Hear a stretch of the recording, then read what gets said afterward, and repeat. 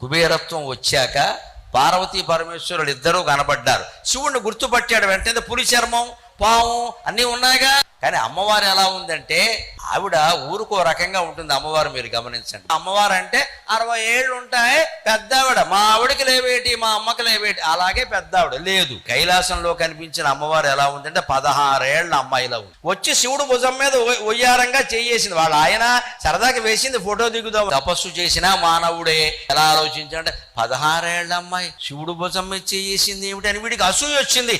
నేను ఇన్నేళ్ళు తపస్సు చేశాను, నేనే శివుణ్ణి ముట్టుకోలేదు, ఈవిడెవరో అమ్మాయి వచ్చి శివుణ్ణి ముట్టేసుకుంది.